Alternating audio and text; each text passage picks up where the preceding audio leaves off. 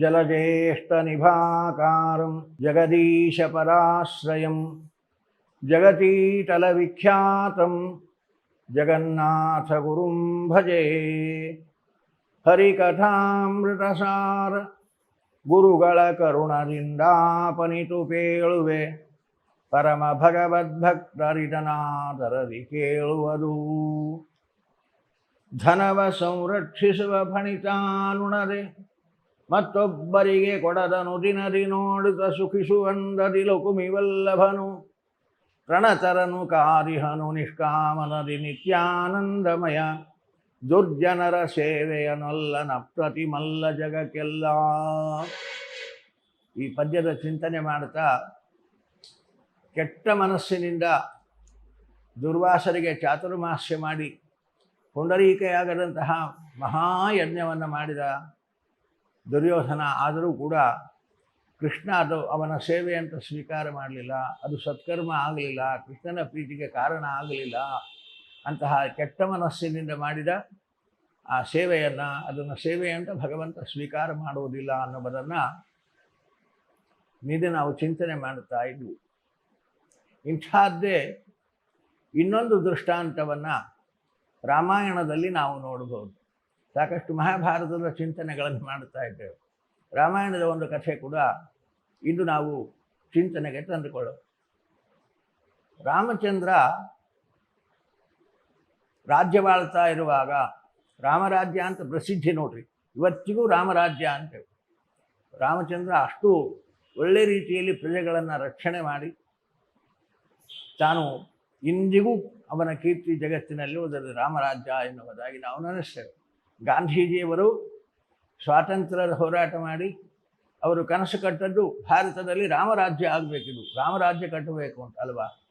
ರಾಮರಾಜ್ಯ ಅದು ಸುಖದ ರಾಜ್ಯ ಅಂತ, ಅಪಾರವಾದ ಸುಖ, ಪ್ರಜೆಗಳೆಲ್ಲರೂ ಸುಖವಾಗಿರುವ ರಾಜ್ಯ ಅದು ರಾಮರಾಜ್ಯ ಅಂತ ಇಂದಿಗೂ ಪ್ರಸಿದ್ಧಿ ಇರತಕ್ಕಂಥದ್ದು. ಹಾಗೆ ರಾಮಚಂದ್ರ ರಾಜ್ಯವಾಳುತ್ತಾ ಇರುವಾಗ ಒಬ್ಬ ಬ್ರಾಹ್ಮಣ ಬಂದು ರಾಮಚಂದ್ರನಿಗೆ ದೂರ್ತಾನೆ.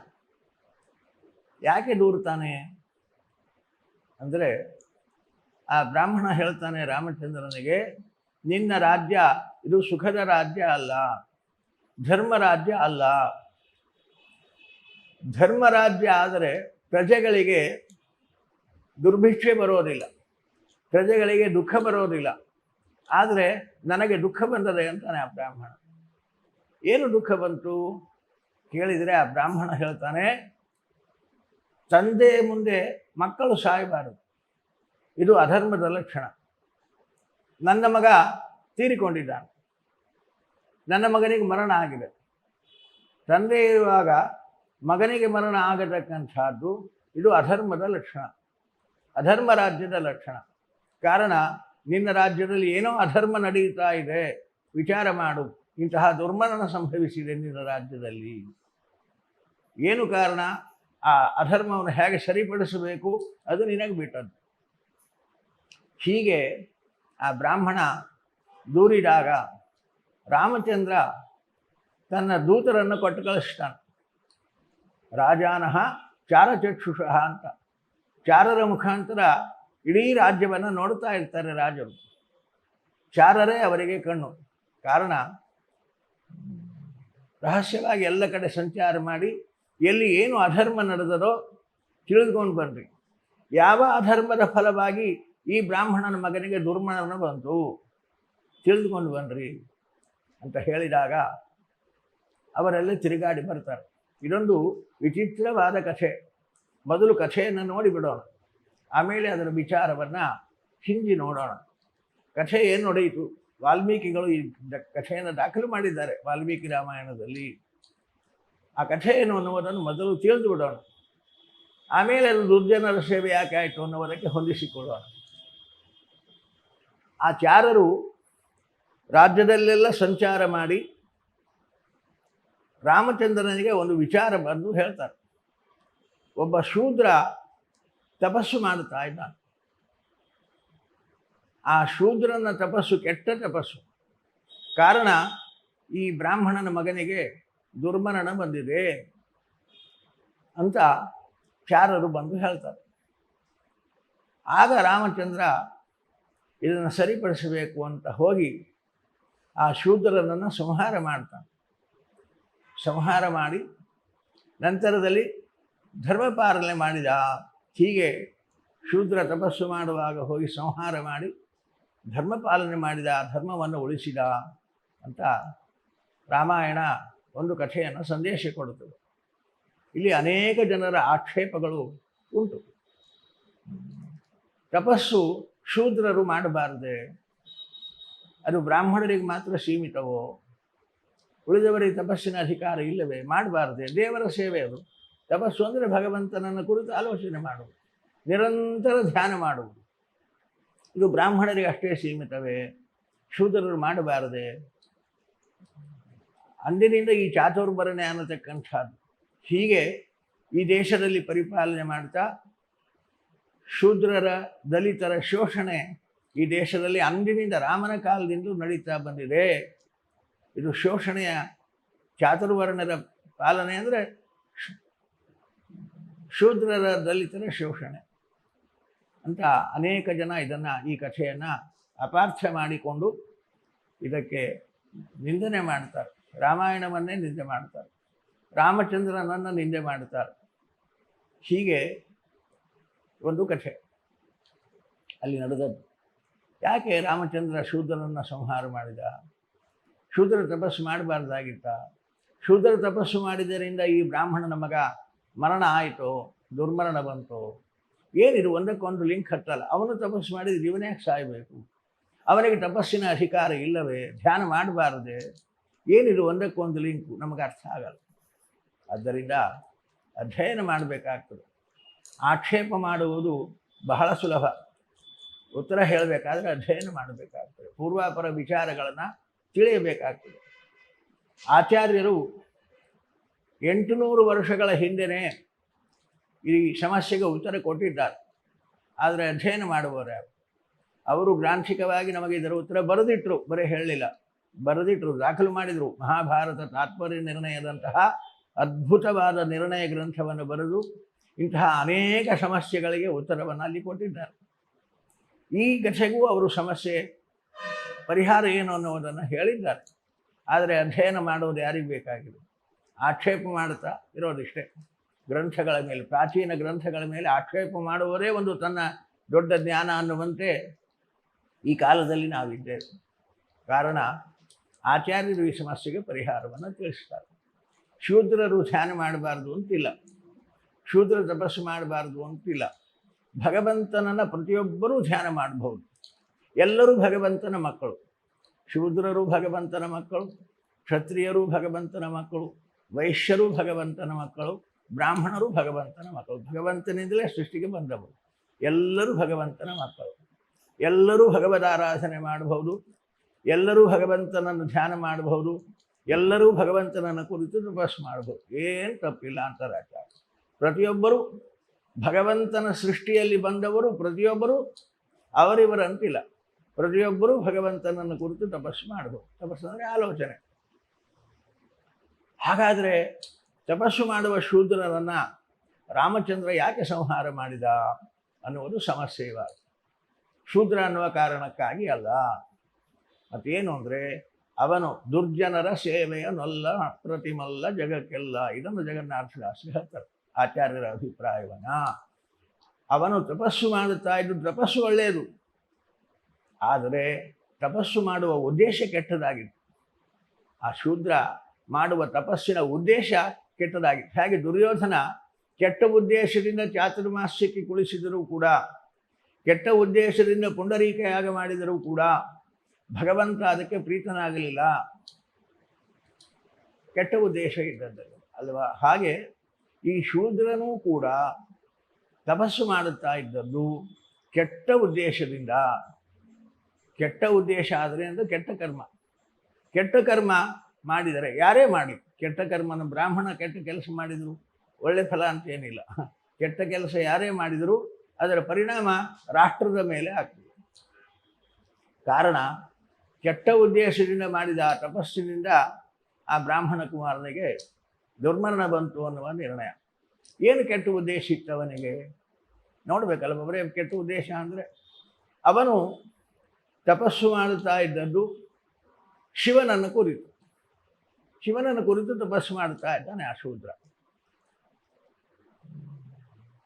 ಏನು ಉದ್ದೇಶ ಅಂದರೆ, ಅವನಿಗೆ ಶಿವನ ಸಾಕ್ಷಾತ್ಕಾರ ಪಡೆಯಬೇಕು, ಶಿವ ಪ್ರೀತನಾಗಬೇಕು ಅನ್ನುವ ದೊಡ್ಡ ಉದ್ದೇಶ ಇದ್ದಿದ್ದರೆ ಆ ತಪಸ್ಸು ಲೋಕ ಕಲ್ಯಾಣಕ್ಕಾಗಿ ಆಗ್ತಾ ಇತ್ತು. ಅಂತಹ ಲೋಕ ಕಲ್ಯಾಣ ಉದ್ದೇಶಕ್ಕೆ ಒಳ್ಳೆಯ ಉದ್ದೇಶದಿಂದ ಮಾಡಿದ ತಪಸ್ಸು ಲೋಕ ಕಲ್ಯಾಣ ಆಗ್ತಾ ಇತ್ತು. ಹಿಂದೆ ಹಿರಣ್ಯಕಶಿಪು ತಪಸ್ಸು ಮಾಡಿದ, ರಾವಣ ತಪಸ್ಸು ಮಾಡಿದ, ಕುಂಭಕರ್ಣ ತಪಸ್ಸು ಮಾಡಿದ. ಇವರನ್ನು ಯಾರಾದರೂ ತಪಸ್ವಿಗಳು ಅಂತ ಕರೀತಾರೆ? ವಿಶ್ವಾಮಿತ್ರ, ವಶಿಷ್ಠ ಮೊದಲಾದ ಋಷಿಗಳು ಘನ ತಪಸ್ವಿಗಳು ಅಂತ ಅವರನ್ನು ಪೂಜಿಸ್ತಾರೆ.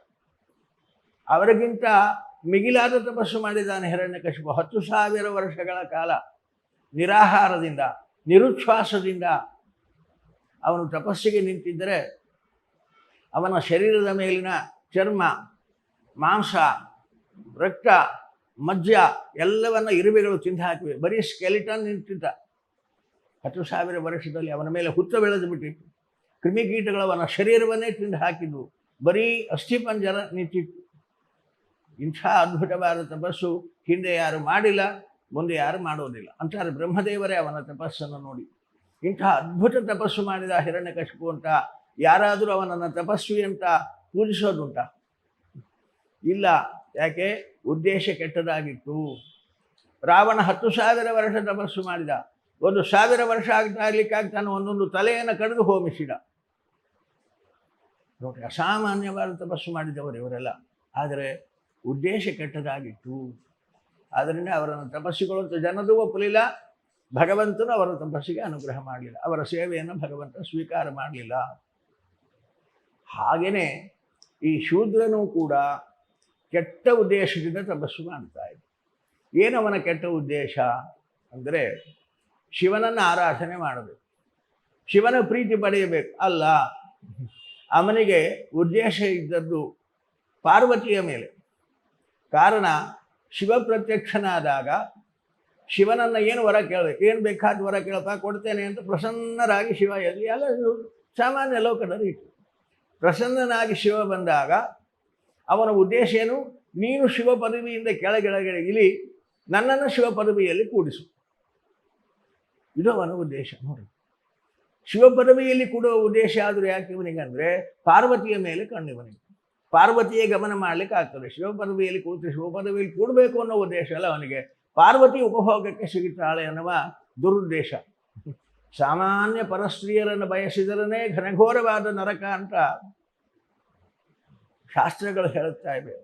ಅಂಥದ್ದರಲ್ಲಿ ಅಂತಹ ಶ್ರೇಷ್ಠಳಾಗಿರತಕ್ಕಂತಹ ಪಾರ್ವತೀ ದೇವಿಯನ್ನು ಮನಸ್ಸಿನಲ್ಲಿಟ್ಟುಕೊಂಡು, ಪಾರ್ವತಿಯನ್ನು ಉಪಭೋಗ ಮಾಡಬೇಕು ಅನ್ನುವ ಕೆಟ್ಟ ಉದ್ದೇಶ ಇಟ್ಟುಕೊಂಡು ಶಿವ ಪದವಿಯನ್ನು ಬಯಸಿ ಶಿವನನ್ನೇ ಕುರಿತು ಆರಾಧನೆ. ನೋಡ್ರಿ, ಶಿವನನ್ನು ಕುರಿತು ಆರಾಧನೆ ಮಾಡುವುದು, ನಿನ್ನ ಪದವಿ ಬಿಟ್ಟು ನಿನ್ನ ಪದವಿಯಲ್ಲಿ ನನ್ನನ್ನು ಕೂಡಿಸು, ನಿನ್ನ ಹೆಂಡತಿಯನ್ನು ನನಗೆ ಉಪಭೋಗಕ್ಕೆ ಕೊಡು. ಎಂಥ ಕೆಟ್ಟ ಉದ್ದೇಶ ಅಲ್ವಾ ಇದು? ಲೋಕಕ್ಕೆ ಕಲ್ಯಾಣ ಆಗಲಿಕ್ಕುಂಟ? ರಾವಣ ಪರಸ್ತ್ರೀ ಗಮನ ಮಾಡಲಿಲ್ಲ, ಸ್ತ್ರೀ ಅಪಹಾರ ಮಾಡಿದ ಕಾರಣ ಲೋಕಕ್ಕೆ ಅಮಂಗಲಕರವಾಯಿತು ಅಂತ ಹೇಳ್ತಾರೆ. ಸರ್ವನಾಶವನ್ನು ಹೊಂದಿದ. ರಾಮಚಂದ್ರ ಅವನನ್ನು ಸಂಹಾರ ಮಾಡಿದ. ಅದೇ ರೀತಿ ಇವನು ಕೂಡ ಪಾರ್ವತಿಯನ್ನು ಬಯಸಿ ಪಾರ್ವತಿಯ ಗಮನ ಮಾಡಬೇಕು ಅನ್ನುವ ಕೆಟ್ಟ ಉದ್ದೇಶದಿಂದ ಶಿವನ ಆರಾಧನೆ ಮಾಡಿದ್ದ. ರಾಮಚಂದ್ರನ ಯಾವಾಗಲೂ ಅವನ ಮನಸ್ಸಿನ ಭಾವನೆ ನೋಡಿ ಹೊರಗಿನ ಕರ್ಮವನ್ನು ಅದು ಒಳ್ಳೆಯದೋ ಕೆಟ್ಟದೋ ಅನ್ನುವುದನ್ನು ನೋಡುತ್ತಾನೆ ಭಗವಂತ. ಬರೀ ಹೊರಗಿನ ಕರ್ಮವನ್ನು ನೋಡಿ ಮಹಾ ತಪಸ್ವಿ ಅನ್ನೋದಿಲ್ಲ. ಇವನು ತಪಸ್ಸು ಮಾಡುವ ಹಿನ್ನೆಲೆಯಲ್ಲಿ ಏನು ಉದ್ದೇಶ ಉಂಟು ಅನ್ನುವುದನ್ನು ಭಗವಂತ ನೋಡ್ತಾನೆ. ಆದ್ದರಿಂದ ಈ ಶೂದ್ರ ಪಾರ್ವತಿಯನ್ನು ಮನಸ್ಸಿನಲ್ಲಿಟ್ಟುಕೊಂಡು ಇಂತಹ ಘನಘೋರವಾದ ತಪಸ್ಸು ಮಾಡುತ್ತಾ ಇದ್ದ. ಆದ್ದರಿಂದಾಗಿ ಲೋಕಕ್ಕೆ ಅಮಂಗಲ ಆಗ್ತದೆ. ಅದರಿಂದ ಬ್ರಾಹ್ಮಣನ ಮಗನಿಗೆ ದುರ್ಮಣ ಆಗಿದೆ ಎನ್ನುವುದನ್ನು ನಿಶ್ಚಯಿಸಿ ಆ ಶೂದ್ರನನ್ನು ರಾಮಚಂದ್ರ ಸಂಹಾರ ಮಾಡಿದ ಅನ್ನುವ ನಿರ್ಣಯವನ್ನು ಶ್ರೀಮದ್ ಆಚಾರ್ಯರು ತಾತ್ಪರ್ಯ ನಿರ್ಣಯದಲ್ಲಿ ನಮಗೆ ಕೊಡ್ತಾರೆ. ಈ ನಿರ್ಣಯವನ್ನು ಕಾರಣ, ಯಾವುದೇ ಕೆಟ್ಟ ಉದ್ದೇಶದಿಂದ ದುರ್ಜನರು ಯಾವುದೇ ಸತ್ಕರ್ಮಗಳನ್ನು ಮಾಡಿದರೂ ಕೂಡ ಉದ್ದೇಶ ಕೆಟ್ಟದಾಗಿರ್ತದೆ. ಆದ್ದರಿಂದಾಗಿ ಭಗವಂತ ಅವರ ಸೇವೆಯನ್ನು ಸ್ವೀಕಾರ ಮಾಡಲ್ಲ. ಜಗತ್ತಿಗೆ ಅದರಿಂದ ಮಂಗಲ ಆಗಲ್ಲ, ಜಗತ್ತಿಗೆ ಅನಿಷ್ಟವಾಗ್ತದೆ. ಆದ್ದರಿಂದಾಗಿ ಅದನ್ನು ಭಗವಂತ ಸೇವೆ ಅಂತ ಸ್ವೀಕಾರ ಮಾಡದೆ ಅಂತಹ ದುರ್ಜನರನ್ನು ಸದೆಬಡಿತಾನೆ, ಅವರನ್ನು ಸಂಹಾರ ಮಾಡ್ತಾನೆ. ಇದು ಅವನ ಸ್ವಭಾವ. ಹೇಗೆ ಅವನಲ್ಲಿ ಶರಣಾಗತಿ ಹೊಂದಿ ಅನ್ಯಥಾ ಶರಣಂ ನಾಸ್ತಿ, ನೀನಲ್ಲದೇ ಗತಿ ಇಲ್ಲ ಅಂತ ಶರಣಾಗತಿ ಹೊಂದಿ ಅವನನ್ನು ಪ್ರಾರ್ಥಿಸಿದಾಗ ಅವನು ಪ್ರಣತರನು ಕಾಯಿಲಿಹನು ನಿಷ್ಕಾಮನಲ್ಲಿ. ಶರಣಾಗತಿ ಹೊಂದಿದವರನ್ನು ಯಾವ ಅಪೇಕ್ಷೆ ಇಲ್ಲದೆ ರಕ್ಷಣೆ ಮಾಡ್ತಾನೆ. ಯಾಕೆ? ಅಂತಹ ಶರಣಾಗತಿ, ಇಂತಹ ಭಗವಂತನ ತಪಸ್ಸು ಅದು ಜಗತ್ತಿಗೆ ಕಲ್ಯಾಣಕರವಾಗಿರತಕ್ಕಂಥದ್ದು. ಅದು ಬಿಟ್ಟು ಕೆಟ್ಟ ಉದ್ದೇಶದಿಂದ ಅವನನ್ನು ಸೇವಿಸೋದಿಲ್ಲ. ಯಾವುದೇ ಸತ್ಕಾರ್ಯಗಳನ್ನು ಮಾಡಿದರೂ ಕೂಡ ಲೋಕಕ್ಕೆ ಅಮಂಗಲಕರವಾಗ್ತದೆ. ತನ್ನಿಂದ ಸೃಷ್ಟವಾದ ಜಗತ್ತು ಕ್ಷೇಮದಿಂದ ಇರಬೇಕು. ಆ ಕ್ಷೇಮಕ್ಕೆ ಕಾರಣವಾದ ಸಜ್ಜನರನ್ನು ರಕ್ಷಣೆ ಮಾಡ್ತಾನೆ. ಆ ಕ್ಷೇಮಕ್ಕೆ ಕಾರಣರಾಗದ, ಜಗತ್ತಿಗೆ ಅಮಂಗಲಕ್ಕೆ ಕಾರಣರಾದ ದುರ್ಜನರನ್ನು ಅವನು ಸಹಿಸೋದಿಲ್ಲ. ಅವರ ಸೇವೆಯನ್ನು ಸೇವೆ ಅಂತ ಸ್ವೀಕಾರ ಮಾಡೋಲ್ಲ ಅನ್ನತಕ್ಕಂತಹ ವಿಚಾರವನ್ನು, ಇಷ್ಟೆಲ್ಲ ಕಥೆಗಳನ್ನು ತಲೆಯಲ್ಲಿ ಇಟ್ಟುಕೊಂಡು ಈ ಶಾಸ್ತ್ರಗಳ ಕಥೆಗಳನ್ನು ವಿಚಾರ ಮಾಡಿ ನಿರಂತರ ಶಾಸ್ತ್ರಾಧ್ಯಯನ ಮಾಡಿದ ಪರಿಪಕ್ವಾವಸ್ಥೆಯಲ್ಲಿ ಹರಿಕಥಾಮೃತಸಾರಬದ್ಧ ರಚನೆ ಮಾಡಿದ್ದಾರೆ ಜಗನ್ನಾಥದಾಸರಾದ್ದರಿಂದ ಇಂತಹ ಮಾತುಗಳನ್ನು, ಈ ಕಥೆಗಳನ್ನೆಲ್ಲ ತಲೆಯಲ್ಲಿ ಇಟ್ಟುಕೊಂಡು ಈ ಮಾತುಗಳನ್ನು ಹೇಳ್ತಾರೆ ಜಗನ್ನಾಥದಾಸರು. ಅದರ ಹಿನ್ನೆಲೆಯಲ್ಲಿ ಇದೆಲ್ಲ ನಾವು ಆ ಮಾತುಗಳ ಹಿನ್ನೆಲೆಯಲ್ಲಿದ್ದ ಇತಿಹಾಸಗಳನ್ನು ತಿಳಿದಾಗ ಆ ಮಾತುಗಳು ನಮಗೆ ಅರ್ಥ ಆಗ್ತವೆ. ಹೀಗೆ ದುರ್ಜನರ ಸೇವೆಯನ್ನಲ್ಲ ಅಪ್ರತಿಮಲ್ಲ ಜಗತ್ತೆಲ್ಲ. ಶರಣಾಗತರ ರಕ್ಷಕ, ದುರ್ಜನರನ್ನು ಶಿಕ್ಷಣೆ ಮಾಡಿ ಲೋಕಕ್ಕೆ ಬಾಧಕರಾದ, ಲೋಕಕಂಟಕರಾದ, ಜಗತ್ತಿಗೆ ಅಮಂಗಲ ಮಾಡುವ ದುರ್ಜನರನ್ನು ತಾನು ಸಹಿಸೋದಿಲ್ಲ ಅನ್ನತಕ್ಕಂತಹ ರೀತಿಯಲ್ಲಿ ಭಗವಂತನ ಸ್ವಭಾವವನ್ನು ಈ ಪದ್ಯದಲ್ಲಿ ನಮಗೆ ತಿಳಿಸಿಕೊಟ್ಟಿದ್ದಾರೆ. ಮಧ್ವೇಶಾರ್ಪಣಮಸ್ತು.